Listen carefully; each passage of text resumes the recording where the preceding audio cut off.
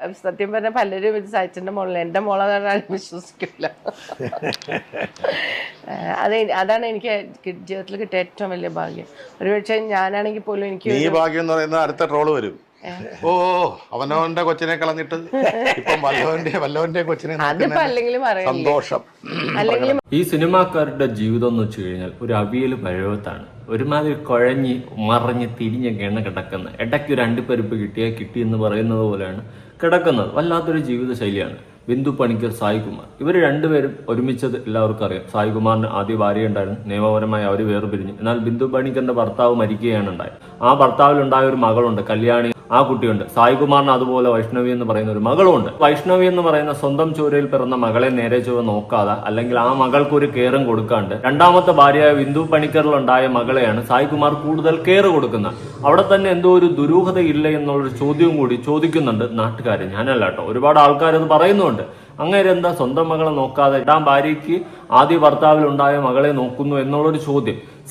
ഈ ബിന്ദു പണിക്കറും സായികുമാറും ഒന്നിക്കുന്നതിന് മുന്നേ തന്നെ ഇവർ തമ്മിൽ ബന്ധത്തിലായിരുന്നു എന്ന് പറഞ്ഞ് ഗോസിപ്പും കാര്യങ്ങളും ആ കാലഘട്ടത്തിൽ അടിച്ചിറക്കിയിട്ടുണ്ടായിരുന്നു. ആ കാലഘട്ടം ഏത് കാലഘട്ടമാണെന്ന് ചോദിച്ചു കഴിഞ്ഞാൽ എനിക്ക് തോന്നുന്നു കുരുക്ഷേത്ര കീർത്തിചക്ര ആ ഒരു ഷൂട്ടിംഗ് സമയത്ത് എങ്ങാണ്ടാണെന്ന് തോന്നുന്നു. ആ സമയത്താണ് ലാലേട്ടൻ സായികുമാറിനെ വിളിച്ച് ചോദിക്കുന്നത്, ഇങ്ങനെ ഒരു സംഭവം കേൾക്കുന്നുണ്ട്, എന്താണ് വാസ്തവം, ശരിയാണോ എന്നുള്ള ഒരു വിഷയമൊക്കെ ലാലേട്ടൻ അന്ന് സായികുമാറിനെ വിളിച്ച് ചോദിക്കുന്നുണ്ട്. അതിനെ പറ്റിയിട്ട് ഇന്റർവ്യൂവിൽ സായികുമാർ പറയുന്നുണ്ട്. എന്നാൽ ലേറ്റസ്റ്റ് ആയിട്ട് വന്നിട്ടുള്ള ഇന്റർവ്യൂ സായികുമാറിനെയും ബിന്ദു പണിക്കറിനെ ഇന്റർവ്യൂ ചെയ്യുന്നത് നമ്മുടെ മറുനാടനിലെ സാജിസ്കറിയാണ്. എന്തായാലും അദ്ദേഹം കുറച്ചധികം കാര്യങ്ങൾ ചോദിക്കുന്നുണ്ട്, ഇവർ കുറച്ചധികം കാര്യങ്ങൾ പറയുന്നുണ്ട്. എന്തൊക്കെയോ കുറച്ച് മിസ്സിംഗ് സായികുമാറും ബിന്ദു പണിക്കറും പറയുന്ന കാര്യങ്ങളിൽ തോന്നുന്നുമുണ്ട്. ഇവരുടെ വിവാഹ ജീവിതം എങ്ങനെയാണ്, ഏത് രീതിയിലാണ് ഫ്ലോപ്പ് ആയതെന്നും കൂടി നമുക്ക് നോക്കാം. സായികുമാറിന്റെ ആദ്യ ഭാര്യ ഡിവോഴ്സ് ആയതിനു ശേഷം അവർക്ക് ക്യാൻസർ എന്ന് പറയുന്ന അസുഖം വരുന്നുണ്ട്. പിന്നെ വൈഷ്ണവിയാണ് എല്ലാ കാര്യങ്ങളൊക്കെ നോക്കിയിട്ടുള്ളത്. അതായത് സായികുമാറിന്റെ സ്വന്തം ചോരയിലുള്ള മകൾ, അവളാണ് എല്ലാം നോക്കിയിട്ടുള്ളത്. സായികുമാർ തിരിഞ്ഞു പോലും നോക്കിയിട്ടില്ല, 5 പൈസ പോലും കൊടുത്തിട്ടില്ല എന്നുള്ള രീതിയിലൊക്കെയാണ് പറയുന്നത്. എന്നാലും വൈഷ്ണവി ഒരു സ്ഥലത്ത് പോലും വന്നിട്ട് സായികുമാറിനെ പറ്റിയിട്ട് ഇച്ചിപ്പോന്നൊരു കുറ്റം പോലും പറഞ്ഞിട്ടില്ല. എല്ലാ സ്ഥലത്തും നല്ല വാക്കുകൾ തന്നെയാണ് പറഞ്ഞിട്ടുള്ളത്. എന്നാൽ വൈഷ്ണവി പറയുന്ന കുറച്ച് കാര്യങ്ങൾ ഞാൻ കൊടുക്കാം. അതിനു മുന്നേ സായികുമാറിന്റെ ഇന്റർവ്യൂവിൽ അന്ന് ലാലേട്ടൻ ഈ ഒരു ഗോസിപ്പുമായി ബന്ധപ്പെട്ട് ബിന്ദു പണിക്കറുമായിട്ട് എന്തെങ്കിലും ബന്ധം തനിക്കുണ്ടോ എന്ന് പറഞ്ഞ് വിളിച്ച് ചോദിച്ചൊരു സമയമുണ്ട്.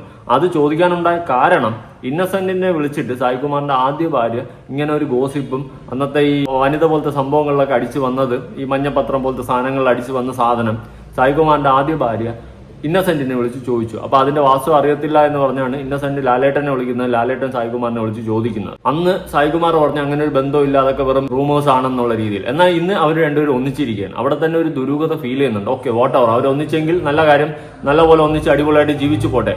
പക്ഷെ അന്ന് ആ ഉണ്ടായ ഒരു വിഷയവുമായി ബന്ധപ്പെട്ട് ലാലേട്ടൻ വിളിച്ചതുമായി ബന്ധപ്പെട്ട് സായികുമാർ ഇന്റർവ്യൂവിൽ പറയുന്ന കുറച്ച് കാര്യങ്ങളുണ്ട്, കേട്ടു നോക്കാം. അപ്പൊ ഞാനൊരു സ്ഥലത്ത് ഷൂട്ടിങ്ങിന് നിൽക്കുന്ന സമയത്ത് എന്റെ മൊബൈലിൽ ഒരു കോള്, ഞാൻ നോക്കുമ്പം ഈ സാറ്റലൈറ്റ് ഫോണാണ്.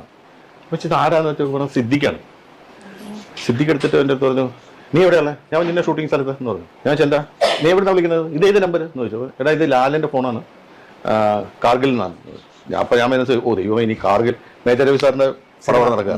അപ്പോൾ ഞാൻ ഇനി കാർഗിലിൽ വിളിച്ചിട്ട് ഞാൻ ഇനി ഇവിടുന്ന് പണ്ടാരം കൂടെ ചുറ്റിപ്പറക്കി ഇനി കാർഗിൽ വരെ പോകേണ്ടി വരുമോ എന്ന് വെച്ചപ്പോൾ ഞാൻ ലാലിന് കൊടുക്കാമെന്ന് കൊടുത്തപ്പോഴാണ് ലാൽ ചോദിച്ചാൽ ഇങ്ങനെ ഒരു സംഭവം ഇങ്ങനെ കേൾക്കുന്നു പറഞ്ഞാൽ എന്താ ബിന്ദുവായിട്ട് ഇങ്ങനെ എന്തോ സംഭവമാണെന്ന് ഞങ്ങളുടെ വൈഫ് ഇന്നസെന്റ് ആയിട്ട് എന്നെ വിളിച്ച് പറഞ്ഞിട്ട് ഇന്നസെന്റ് എന്നെ വിളിച്ചിരുന്നു. അതെന്താണെന്ന് അറിയാനാ, ഞാനും ഇപ്പോഴറിയുന്നത് അങ്ങനത്തെ സംഭവം ഉണ്ടെന്ന്. അല്ല എന്നാ ഇത് കേട്ടപ്പോൾ ഞാൻ ശരിയാണ്, കേൾക്കുമ്പോൾ വിളിക്കുന്നത് ശരിയാണ്, പക്ഷെ എനിക്കറിയില്ല. അങ്ങനെ അവർക്കുണ്ടെന്ന് അങ്ങനെ തോന്നിയിട്ടുണ്ടെങ്കിൽ ഞാനിപ്പോൾ എന്ത് ചെയ്യാനാണ്? എൻ്റെ മനസ്സിലില്ല. അങ്ങനെ തോന്നുകയാണെങ്കിൽ ഞാൻ അടുത്ത് പറയാം. ശരി ഇന്നൊക്കെ ഫോൺ വെച്ചു. അപ്പോഴാണ് ഞാൻ അറിയുന്നത് ഇങ്ങനൊരു സംഭവം ഉണ്ടായിരുന്നു. ആ സംഭവത്തിന് ശേഷമാണ് ഞാൻ പിന്നെ നോക്കിയപ്പോഴാണ് വെള്ളിയ ക്ഷേത്രത്തിൽ നിന്ന്. ഓക്കെ, ഈ പറയുന്നത് എനിക്ക് അങ്ങോട്ട് പൂർണ്ണമായിട്ട് വിഴുങ്ങാൻ സാധിക്കുന്നില്ല. എന്തോ തന്നെ വെളുപ്പിച്ച് സംസാരിക്കുന്ന പോലെ സായികുമാർ അണ്ണൻ സംസാരിക്കുന്നുണ്ട്. പക്ഷെ ഇവിടെ എന്തൊക്കെ ചീഞ്ഞ് നാറുന്ന ഒരു ഫീലിങ്സ് ആണ്.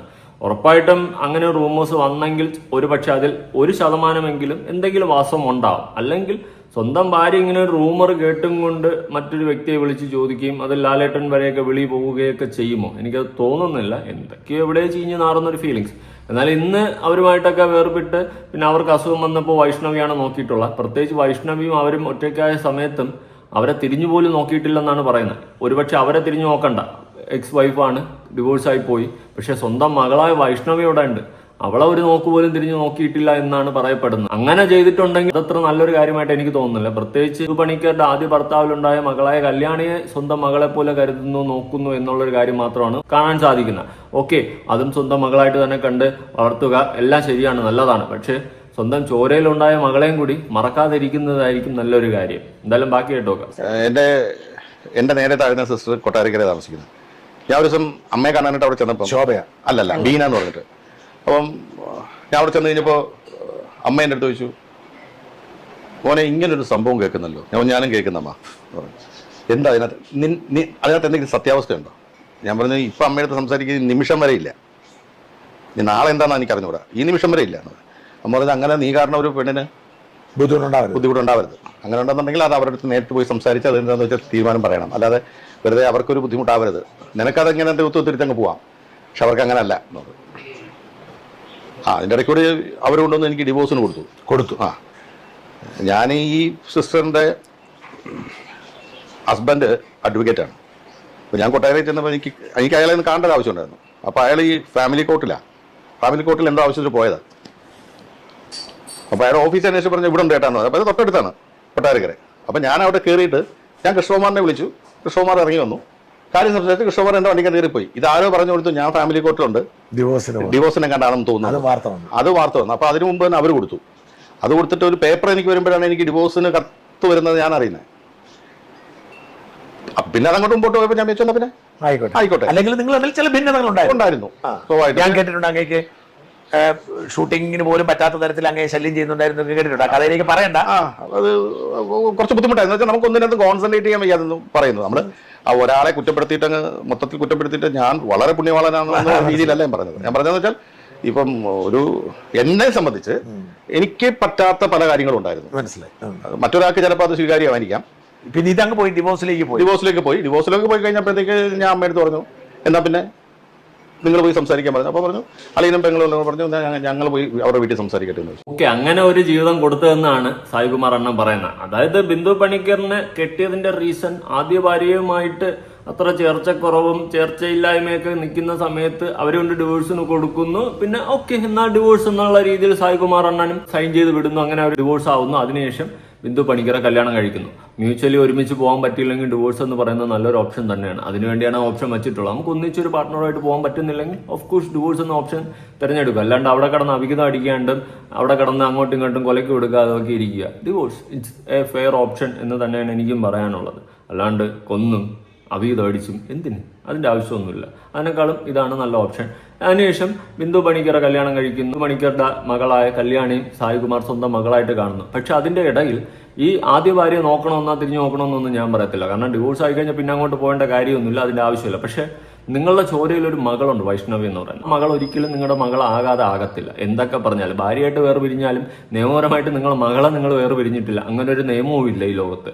അതുകൊണ്ട് മകളെ മകളായിട്ട് തന്നെ കാണുക, ആ മകളെ സ്നേഹിക്കേണ്ടതായിരുന്നു. എന്നാൽ നിങ്ങൾ അത് ചെയ്തിട്ടില്ല എന്നുള്ളൊരു കാര്യമാണ് പുറത്ത് പറയപ്പെടുന്നത്. പക്ഷേ എത്രയൊക്കെ ആയാലും നിങ്ങളെ മകൾ ഒരു വാക്കുകൊണ്ട് പോലും ഇന്നേ വരെ നിങ്ങളെ കുറ്റം പറഞ്ഞിട്ടില്ല. അച്ഛനോടാണ് ഏറ്റവും കൂടുതൽ സ്നേഹമെന്നാണ് പറഞ്ഞിട്ടുള്ളത്. എന്തായാലും ബാക്കി കേട്ടോ. മോക്ക് എത്ര വയസ്സുണ്ടായിരുന്നപ്പോൾ? മോള് 2ാം ക്ലാസ് പഠിക്കുന്നു. അപ്പൊ നിങ്ങൾ കല്യാണം കഴിക്കാൻ തീരുമാനിക്കുമ്പോൾ മോളുടെ കാര്യം എന്തെങ്കിലും കണ്ടീഷൻ വെച്ചില്ലേ? മോളെ നോക്കണം പറയേണ്ടി വന്നോ? എനിക്കങ്ങനെ പറയേണ്ടി വന്നിട്ട് ഞാൻ പറഞ്ഞിട്ടുമില്ല. ഞാൻ അവളോട് പറയണ്ട, അവളെ നോക്കിക്കോണം. ഇപ്പൊ എല്ലാരും അവളെ സത്യം പറഞ്ഞ പലരും ഇത് സച്ചിന്റെ മോളിൽ എന്റെ മോളെ വിശ്വസിക്കില്ല. അതാണ് എനിക്ക് ജീവിതത്തിൽ കിട്ടിയ ഏറ്റവും വലിയ ഭാഗ്യം. ഒരുപക്ഷെ ഞാനാണെങ്കിൽ പോലും എനിക്ക് ഈ ഭാഗ്യം എന്ന് പറയുന്ന അടുത്ത ട്രോള് വരും. ഓ അവനവന്റെ കൊച്ചിനെ കളഞ്ഞിട്ട് ഇപ്പൊ വല്ലവന്റെ കൊച്ചിനെ അതിപ്പോ അല്ലെങ്കിലും സന്തോഷം അല്ലെങ്കിലും അറിയണില്ലേ, അതൊക്കെ നോക്കി ഞാൻ എന്റെ ഉള്ളിലെ കാര്യമാണ് ഞാൻ പറഞ്ഞത്. എനിക്ക് പോലും ചിലപ്പം വേറൊരാളുടെ മകളെ അത്ര അക്സെപ്റ്റ് ചെയ്യാൻ പറ്റുമെന്ന് തോന്നണില്ല. അപ്പൊ അക്കാര്യത്തിൽ ഞാൻ പറയും, എനിക്ക് ദൈവം അനുഗ്രഹിച്ചത് അവര് കല്ലുവായാലും അച്ഛനായാലും. അന്ന് ആ സമയത്ത് റൂമേഴ്സ് ഇങ്ങനെയും ഉണ്ടായിരുന്നു. അതായത് കല്യാണി സായികുമാറിന്റെ മകളാണ് എന്നൊക്കെയുള്ള രീതിയിൽ അന്ന് റൂമേഴ്സും കാര്യങ്ങളൊക്കെ ഉണ്ടായിരുന്നു. അതൊക്കെ എനിക്കും ഒട്ടും യോജിക്കാൻ പറ്റുന്ന കാര്യമില്ല. എന്നാൽ അങ്ങേര് ചെയ്യുന്ന നല്ല കാര്യമാണ്. ബിന്ദു പണിക്കർ അങ്ങയുടെ വൈഫാണ്. ബിന്ദു പണിക്കറിന്റെ ആദ്യ ഭർത്താവിലുണ്ടായ ആ കുട്ടിയെ സ്വന്തം മകളായിട്ട് കണ്ട് അക്സെപ്റ്റ് ചെയ്ത് നോക്കാൻ പറ്റുന്നു, സ്നേഹിക്കാൻ പറ്റുന്നുണ്ടെങ്കിൽ അത് വലിയൊരു കാര്യം തന്നെയാണ്. പക്ഷെ അതിൻ്റെ ഇടയിൽ സ്വന്തം ചോരയും കൂടി മറന്നുപോയ ഒരു കാര്യം മറക്കണ്ട. പ്രത്യേകിച്ച് വൈഷ്ണവിയെടുത്ത് നല്ല സ്നേഹവും കാര്യങ്ങളൊക്കെ ആയിരുന്നു സായികുമാറിന്. അതിന്റെ റീസൺ എന്താണെന്ന് ചോദിച്ചു കഴിഞ്ഞാൽ വൈഷ്ണവിക്ക് ഒരു സിനിമയിൽ ഓഫർ വന്നു, മുല്ല എന്ന് പറയുന്ന സിനിമയിൽ അങ്ങാണ്ടാണ്. ആ സമയത്ത് ഓഫർ വന്നപ്പോൾ സായികുമാർ പറഞ്ഞു വേണ്ട, നീ പഠിച്ചാൽ മതി, പഠിച്ചിട്ടൊക്കെ കഴിഞ്ഞിട്ട് പിന്നെ മതി സിനിമയിലോട്ടെന്ന്. സിനിമയെ പറ്റി നന്നായിട്ട് അറിയാവുന്ന വ്യക്തിയാണല്ലോ സായികുമാർ. അതിന്റെ അകത്ത് നടക്കുന്ന അഴിഞ്ഞാട്ടങ്ങളും അവിയൽ പരുവത്തിൽ നടക്കുന്ന പരിപാടികളും എല്ലാം നല്ലപോലെ അറിയാം. അതുകൊണ്ട് സ്വന്തം മകളെ കൊണ്ട് കുഴി ചാടിക്കണ്ട എന്നുള്ളൊരു കോൺസെപ്റ്റിൽ തന്നെ ആയിരിക്കണം സായികുമാർ അങ്ങനെ സംസാരിച്ചിട്ടുള്ളത്, അല്ലെ? സ്വന്തം മകളെ തിരിഞ്ഞു നോക്കിയില്ല എന്നാണ് പറയുന്നതെങ്കിൽ കൂടി വൈഷ്ണവി ഇന്നേ വരെ ഒരു വാക്ക് കൊണ്ടുപോലും സായികുമാറിനെ കുറ്റം പറഞ്ഞിട്ടില്ല എന്നതാണ് മറ്റൊരു സത്യം. സ്വന്തം അച്ഛനെ പുകഴ്ത്തി മാത്രമേ പറഞ്ഞിട്ടുള്ളൂ. നമുക്ക് അതൊന്ന് കേട്ടു നോക്കാം. എന്തുകൊണ്ട് വെട്ടി? സ്റ്റഡീസ് ആദ്യമേ കംപ്ലീറ്റ് ചെയ്യുക, സെക്യൂർ ആയിട്ടൊരു ജോബ് കയ്യിൽ കിട്ടട്ടെ, പിന്നെ നമുക്ക് ആലോചിക്കാം എന്ന് പറഞ്ഞു. അതെന്താ അങ്ങനെ അദ്ദേഹം അങ്ങനെ പറഞ്ഞത്? കാരണം ഈ സിനിമയെ ഒരു ജോബല്ലേ? അതെ, തീർച്ചയായിട്ടും. പക്ഷെ അച്ഛൻ പറയുന്നത് നമുക്ക് എപ്പോഴും ഫിലിമിൽ അങ്ങനെ കോൺസ്റ്റന്റ് ആയിട്ട് അങ്ങനെ പോവാൻ പറ്റും എന്നൊരു വിശ്വാസം ഉണ്ടാവരുത്. ചിലപ്പോൾ മാറിയും തിരിഞ്ഞും വരും. ലക്ക് ഒരു മെയിൻ ഫാക്ടർ ആണ് ഈ ഫീൽഡിൽ എന്ന് പറഞ്ഞു. അപ്പൊ നമുക്ക് സെക്യൂർ ആയിട്ടൊരു ജോബ് എപ്പോഴും നമ്മുടെ കയ്യിൽ ഉണ്ടാവണം. അത് കഴിഞ്ഞിട്ട് നമുക്ക് ആലോചിക്കാമെന്ന് പറഞ്ഞു. ചുരുക്കം പറഞ്ഞ അവസരങ്ങൾ വന്നപ്പോഴേ ഭയങ്കര വെട്ടായിരുന്നു. വൈഷ്ണവി ഉടക്കിയോ? ഇല്ല, അച്ഛന്റെ വാക്കിനപ്പുറം ഇല്ലല്ലോ. അമ്മയെ അതിന് തന്നെ. തീർച്ചയായിട്ടും. അമ്മ എന്താ പറഞ്ഞത്? അമ്മ അച്ഛൻ പറയുന്നത് പോലെ എന്നാണ് പറഞ്ഞത്. അച്ഛന്റെ മകളാണ് എന്നാണ് വൈഷ്ണവി പറയുന്നത്. അതായത് അച്ഛനോട് അത്രയും സ്നേഹമായിരുന്നു അമ്മയേക്കാൾ. എന്നിട്ടും ആ അച്ഛൻ സ്വന്തം മകളെ തിരിഞ്ഞു നോക്കിയില്ല ഒരു ആപത്ത് വന്ന സമയത്തെന്ന് പറയുമ്പോൾ അതെനിക്ക് യോജിക്കാൻ പറ്റുന്നൊരു കേസല്ല. കല്യാണിയെ സ്വന്തം മകളായിട്ട് കാണുന്നതിൽ ഒരു തെറ്റുമില്ല. അതിനോടൊപ്പം വൈഷ്ണവി തന്റെ ചോരയിൽ പറന്ന സ്വന്തം മകളാണ്. പ്രത്യേകിച്ച് ഫോട്ടോ കോപ്പി പോലെയാണ് വൈഷ്ണവി ഇരിക്കുന്നത്. സായികുമാർ ഒരു പെൺവേഷം കെട്ടിയാൽ എങ്ങനെ ഇരിക്കും അതുപോലെയാണ് വൈഷ്ണവി. അത്രയും സാമ്യമാണ് അവർ തമ്മിലുള്ള ആ ഒരു ഫേസ് കട്ട് വരാൻ. എന്നിട്ടും സ്വന്തം മകളെ നോക്കിയില്ല എന്ന് പറയുമ്പോൾ അതിലെനിക്ക് യോജിപ്പില്ല. പിന്നെ കല്യാണിയെ നോക്കുന്നതിൽ ഒരു തെറ്റും കാണുന്നുമില്ല. എന്നാലും ഈ ഒരു വിഷയവുമായി ബന്ധപ്പെട്ട് നിങ്ങളുടെ അഭിപ്രായങ്ങളും കാര്യങ്ങളും ഉറപ്പായിട്ട് താഴെ കമന്റ് ചെയ്യുക. പുതിയൊരു വീഡിയോ ആണ്. ബൈ.